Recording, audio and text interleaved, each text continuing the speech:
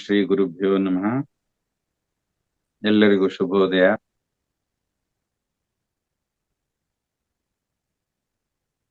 ಆದಿಗುರು ಶಂಕರಾಚಾರ್ಯರ ಮೋಹಮುದ್ಗರದ 14ನೇ ಚರಣದ ಬಗ್ಗೆ ಇವತ್ತು ನಾವು ವಿಚಾರ ಮಾಡುವ ಪ್ರಯತ್ನ ಮಾಡ್ತಾ ಇದ್ದೀವಿ.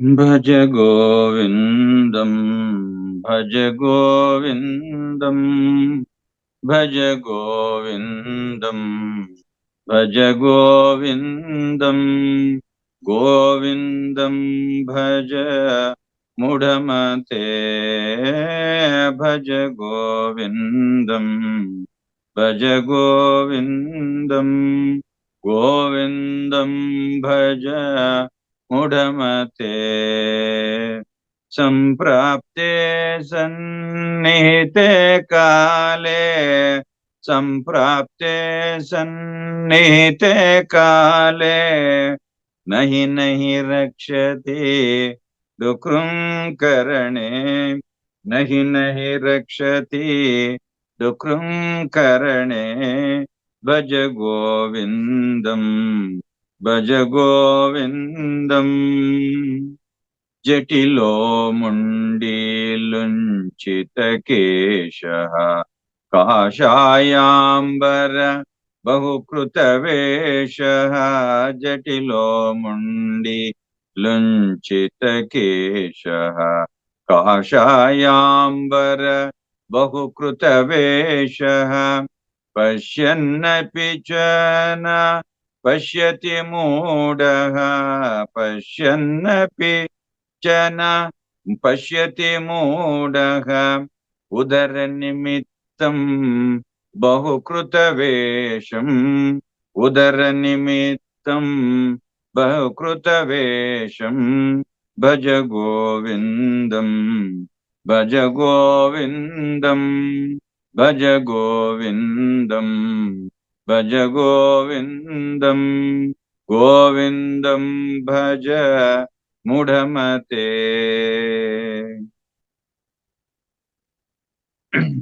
ಆತ್ಮೀಯರೇ, ಈ ಚರಣವನ್ನ ಆದಿಗುರು ಶಂಕರಾಚಾರ್ಯರ ಬಹು ಮುಖ್ಯ ಶಿಷ್ಯರಾದಂತಹ 14 ಜನ ಶಿಷ್ಯರಲ್ಲಿ ಅತ್ಯಂತ ಪ್ರಮುಖರು ಮಹತ್ವವುಳ್ಳವರು ಆದಂತಹ ಪದ್ಮಪಾದಾಚಾರ್ಯರಿಂದ ಆಗಿರುವಂತಹದ್ದು ಅಂತೇಳಿ ಇಲ್ಲಿ ಗ್ರಂಥಕರ್ತರು ತಿಳಿಸ್ತಾ ಇದ್ದಾರೆ. ಈ ಚರಣದ ಅರ್ಥ ಮತ್ತು ವಿಚಾರವನ್ನ ಮಾಡುವಾಗ ಅವರು ಬ್ರಹ್ಮಾನಂದ ಸ್ವಾಮಿಗಳು ಬೈಬಲ್ನ ಒಂದು ಘಟನೆಯನ್ನ ತಗೊಳ್ತಾ ಇದ್ದಾರೆ.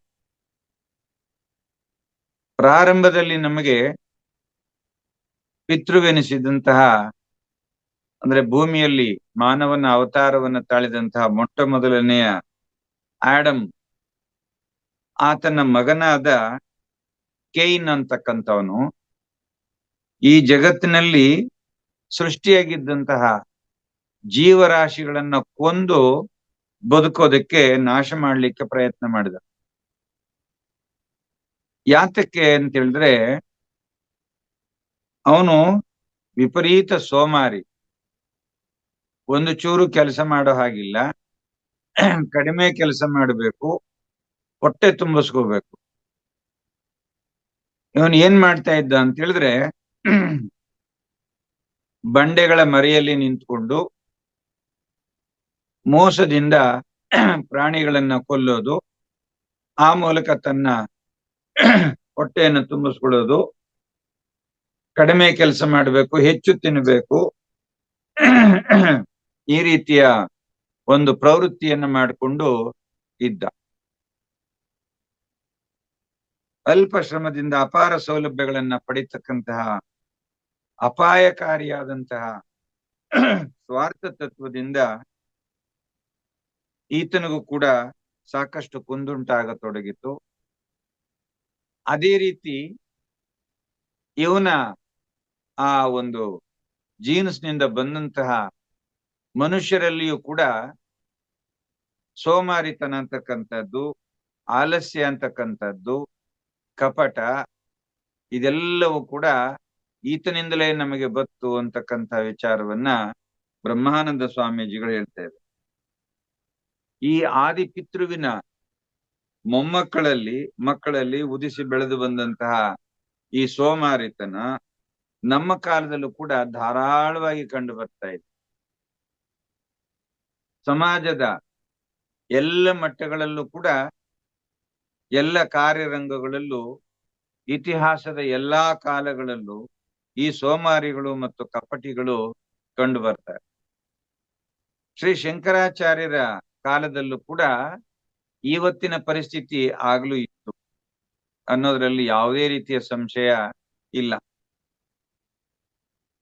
ಅನೇಕ ಮಹಾತ್ಮರು ಮತ್ತು ಸನ್ಯಾಸಿಗಳು ಕೂಡ ಈ ಒಂದು ಸ್ಥಿತಿಯನ್ನ ದಾಟಿರ್ಲಿಲ್ಲ ಅಂತ ಹೇಳ್ತಾ ಇದ್ದಾರೆ.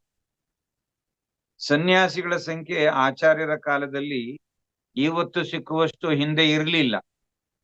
ಆದ್ರೆ ಆವತ್ತು ಎಷ್ಟು ಜನ ಇದ್ರೋ ಅವರಲ್ಲಿ ಹೆಚ್ಚು ಜನ ಸಂಸಾರಕ್ಕೆ ಅಂಜಿ ವನವಾಸವನ್ನ ಮಾಡಿಕೊಂಡು ಸನ್ಯಾಸವನ್ನ ಮಾಡ್ಕೊಂಡಿದ್ರು. ಆದ್ರೆ ಅವರು ಸನ್ಯಾಸವನ್ನ ಸ್ವೀಕಾರ ಮಾಡಿದ್ರೂ ಕೂಡ ಅವರಲ್ಲಿ ನಿಜವಾದ ವಿವೇಕ ಮತ್ತು ವೈರಾಗ್ಯ ಇಲ್ಲದೆ ಇದ್ದ ಕಾರಣದಿಂದ, ಸಹಜವಾದ ವೈರಾಗ್ಯ ಇಲ್ಲದ ಕಾರಣದಿಂದ ಅವ್ರಿಗೆ ಆವಾಗ ಈ ಸುಖಮಯವಾದ ಜೀವನವನ್ನ ಅಪೇಕ್ಷಿಸಿ ಜನತೆಯನ್ನ ವಂಚಿಸಿ ಅವರನ್ನ ನಂಬುವಂತೆ ಮಾಡಿ ಬದುಕ್ತಾ ಇದ್ದಂತಹ ಸನ್ಯಾಸಿಗಳು ಆದಿಗುರು ಶಂಕರಾಚಾರ್ಯರ ಕಾಲದಲ್ಲೂ ಕೂಡ ಇದ್ರು ಅಂತಕ್ಕಂಥದ್ದನ್ನ ಇಲ್ಲಿ ಹೇಳ್ತಾ ಇದ್ದಾರೆ. ಈ ರೀತಿಯಲ್ಲಿ ದಾರಿ ತಪ್ಪಿದವರನ್ನ, ಪಥಭ್ರಾಂತರಾದವರನ್ನ ದೂರುವುದರ ಬದಲು ನಾವು ಅವರ ಸ್ಥಿತಿಗೆ ಮರುಕವನ್ನ ಪಡಬೇಕು. ಹೇಗೆ?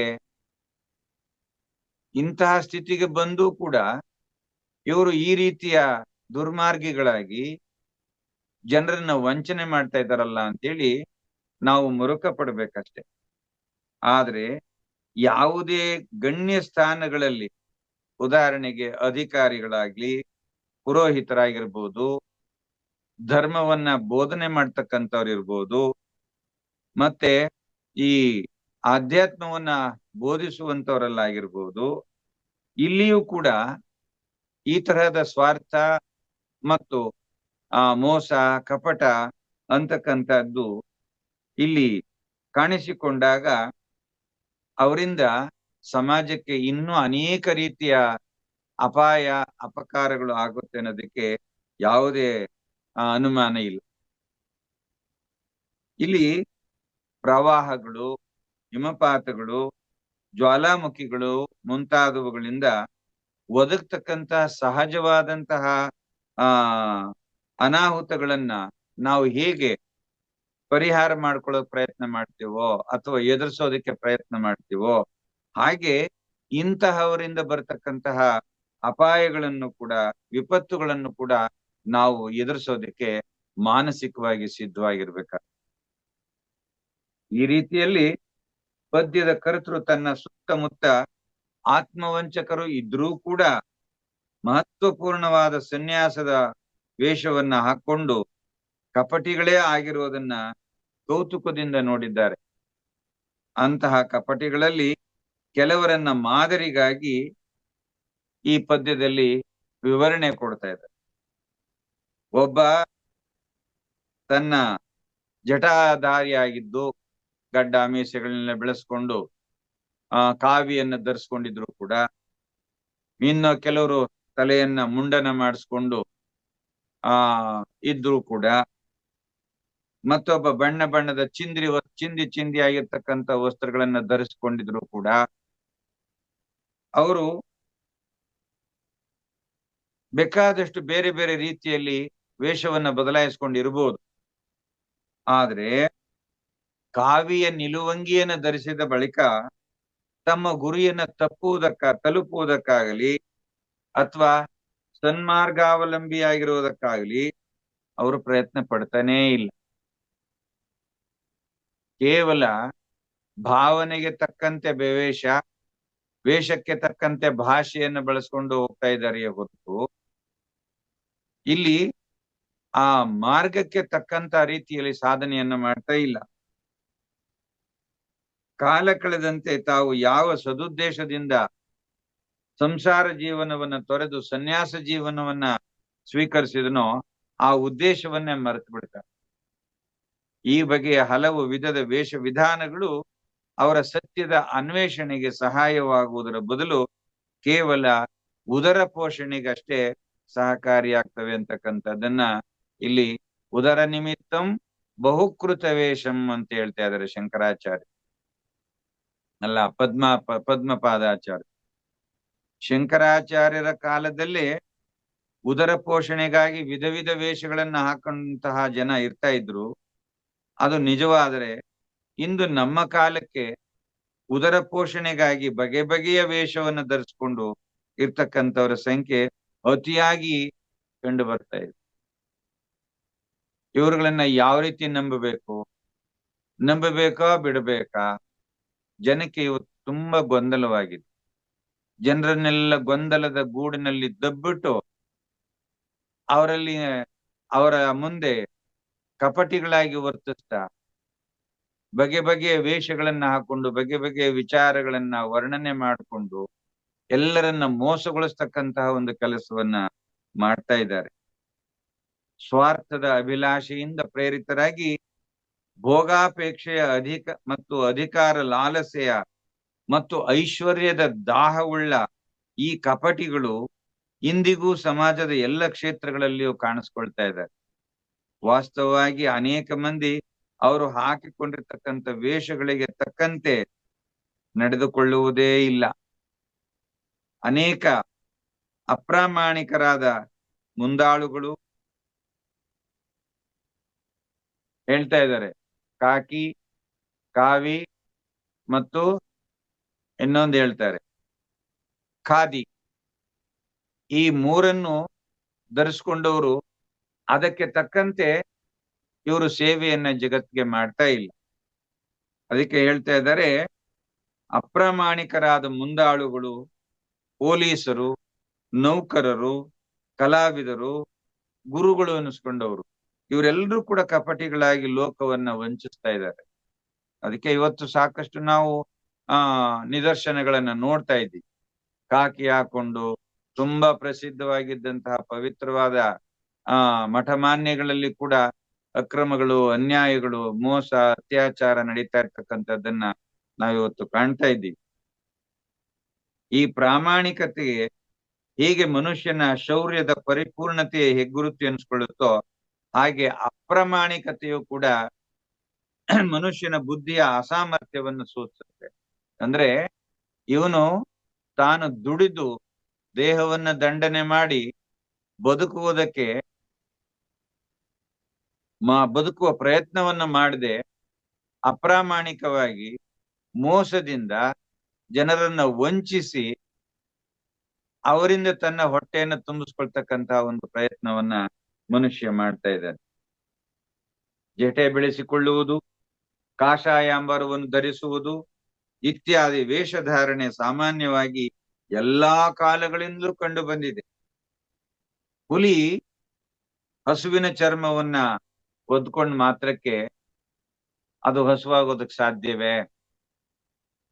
ನಾವೆಲ್ಲ ಒಂದು ನರಿ ನೀಲಿ ಬಣ್ಣದ ಅಗಸ ಬಟ್ಟೆಗಳ ನೀಲಿ ಹಾಕೋದಕ್ಕೆ ಇಟ್ಟಿದ್ದಂತಹ ಆ ನೀಲಿಯ ಒಳಗಡೆ ಮುಚ್ಕೊಂಡು ಹೋಗಿ ಮುಳುಗ್ಬಿಡುತ್ತೆ, ಈಚೆ ಬರುತ್ತೆ, ಅದರ ದೇಹ ಪೂರ್ಣ ನೀಲಿ ಬಣ್ಣಕ್ಕಾಗುತ್ತೆ.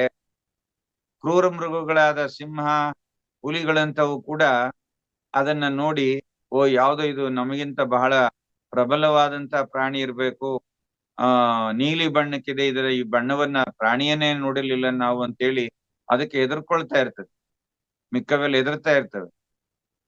ಆದ್ರೆ ಕೆಲವು ಸಂದರ್ಭದಲ್ಲಿ ಬಂದಾಗ ಅದು ಆ ಕೂಗುವಂತಹ ಶಬ್ದ ಬಂದಾಗ, ಅರಚಾಡುವ ಶಬ್ದ ಬಂದಾಗ ಅದೇ ಹುಲಿ ಸಿಂಹಗಳು ಇದು ಮೋಸ, ಕಪಟಿ ಅಂತೇಳಿ ಅದನ್ನ ಹಿಡಿದು ಕೊಲ್ತವೆ. ಆದ್ರಿಂದ ಇಂತಹ ವ್ಯಕ್ತಿಗಳನ್ನ ನಾವು ಹಿಂದಿನಿಂದಲೂ ನೋಡ್ಕೊಂಡು ಬಂದಿದ್ದೀವಿ. ಅದರಲ್ಲಿ ಹೊಸತೇನು ಇಲ್ಲ. ಜೀವನದ ಇನ್ನಿತರ ಕ್ಷೇತ್ರಗಳಲ್ಲಿ ಕೂಡ ಅವರಿಂದ ಅಷ್ಟೊಂದು ತೊಂದರೆಯಾಗದಿದ್ರೂ ಆತ್ಮಾನ್ವೇಷಣೆಯ ಮಾರ್ಗದಲ್ಲಿ ಮಾತ್ರ ಅವರಿಂದ ತೊಂದರೆಗೆ ಅವಕಾಶ ಉಂಟಾದರೂ ಆಗಬಹುದು.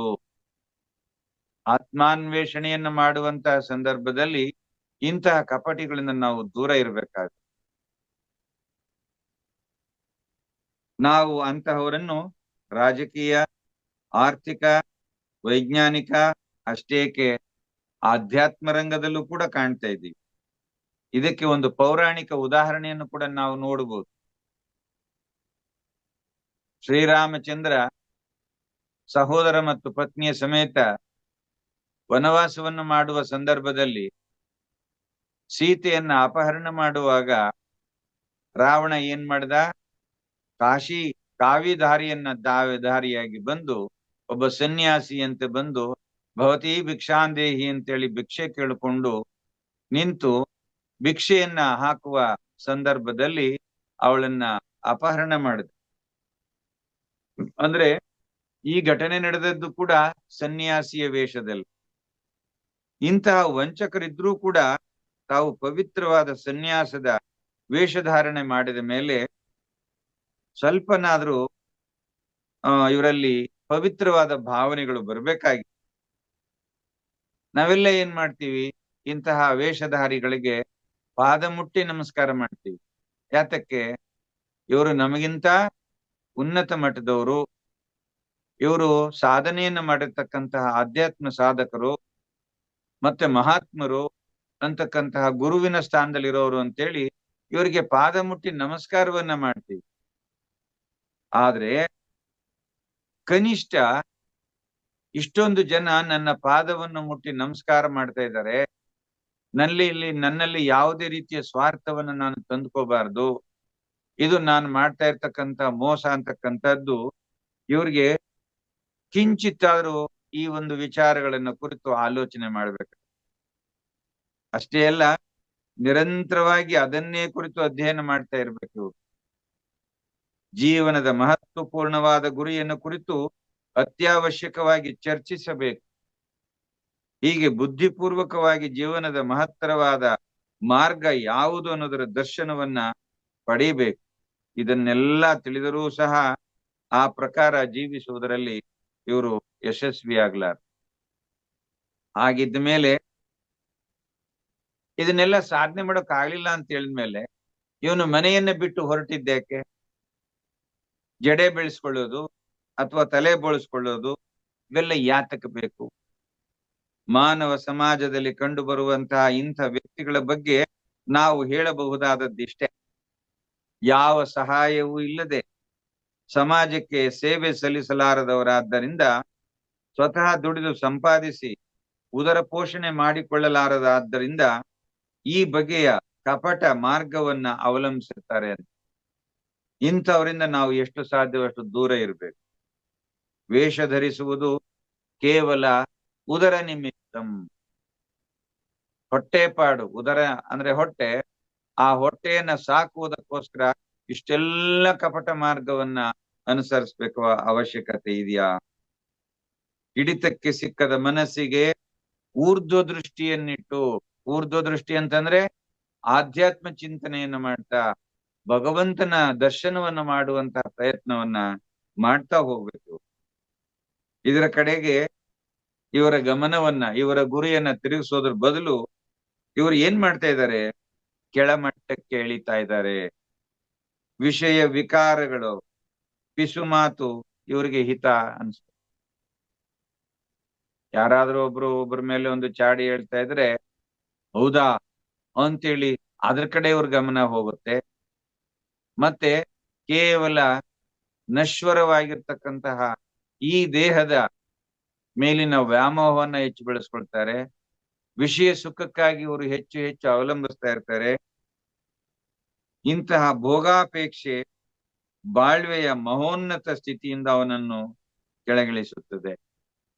ಯಾವಾಗ ಮನುಷ್ಯ ದೇಹದ ಮೇಲೆ ವ್ಯಾಮೋಹವನ್ನು ಇಟ್ಕೊಳ್ತಾನೋ ಅವನು ಭೋಗಾಪೇಕ್ಷಿ ಆಗ್ತಾನೆ.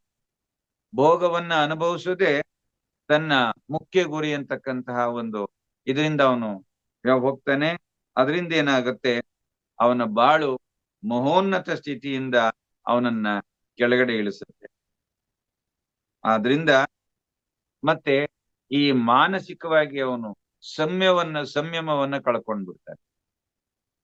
ರಾವಣ ಒಬ್ಬ ಸಾಧಾರಣನಲ್ಲ, ಅವನು ಮಹಾನ್ ಶಿವಭಕ್ತ. ಅವನು ಕೂಡ ಏಕಪತ್ನಿ ವ್ರತಸ್ಥನೇ, ಶ್ರೀರಾಮಚಂದ್ರನ ಹಾಗೆ ಮಂಡೋದರಿಯಂತ ಪತ್ನಿಯನ್ನು ಹೊಂದಿದ್ದವನಷ್ಟೇ. ಆದ್ರೆ ಅವನಲ್ಲಿಯೂ ಕೂಡ ಅವನ ತಂಗಿ ಶೂರ್ಪನಖಿ ಹೇಳಿದಂತಹ ಒಂದೇ ಒಂದು ಘಟನೆಯಿಂದ ಅವನು ಸಂಯಮವನ್ನ ಕಳ್ಕೊಂಡಿದ್ರಿಂದ ಅಂತಹ ಮಹಾನ್ ಶಿವಭಕ್ತ, ಶಿವನ ಆತ್ಮಲಿಂಗವನ್ನೇ ಪಡ್ಕೊಂಡಿದ್ದಂಥವನು, ಶಿವನನ್ನ ಪ್ರತ್ಯಕ್ಷ ಮಾಡ್ಕೊಳ್ತಾ ಇದ್ದಂಥವನು, ಅವನ ಸ್ಥಿತಿ ಏನಾಯ್ತು ಕೊನೆಗೆ? ಅವನ ದಶಕಂಠ ಅಂತಕ್ಕಂತ ಆ 10 ತಲೆಗಳು ಕೂಡ ಮಣ್ಣು ಪಾಲಾದವು. ಮಹಾಶೂರ, ಮಹಾನ್ ಶಿವಭಕ್ತ, ಅವನು ಕೂಡ ಕೊನೆಯಲ್ಲಿ ಅಂತಿಮವನ್ನ ಕಾಣ್ಬೇಕಾಯ್ತು. ಆದ್ರಿಂದ ನಾವೆಲ್ಲರೂ ಈ ಭೋಗಾಪೇಕ್ಷೆಯನ್ನ ತ್ಯಜಿಸಬೇಕು, ಸಂಯಮವನ್ನ ಸಡಿಲಗೊಳಿಸಬಾರ್ದು. ಎಷ್ಟು ಸಾಧ್ಯವೋ ಅಷ್ಟು ಸಂಯಮವನ್ನ ಪಾಲನೆ ಮಾಡ್ತಾ ನಮ್ಮ ಜೀವನವನ್ನ ಉನ್ನತ ಮಟ್ಟಕ್ಕೆ ತೆಗೆದುಕೊಂಡು ಹೋಗೋದಕ್ಕೆ ಪ್ರಯತ್ನ ಮಾಡಬೇಕು ಅಂತ ಹೇಳ್ತಾ, ಶಂಕರಾಚಾರ್ಯರ ಹೆಸರಾಂತ ಶಿಷ್ಯರಾದಂತಹ ಶ್ರೀ ಪದ್ಮಪಾದರಿಂದ ರಚಿತವಾದಂತಹ ಈ 14ನೇ ಚರಣಕ್ಕೆ ನಾನು ಮಂಗಳಾಚರಣೆಯನ್ನು ಮಾಡ್ತಾ ಇದ್ದೇನೆ. Hari Om. Thank you sir.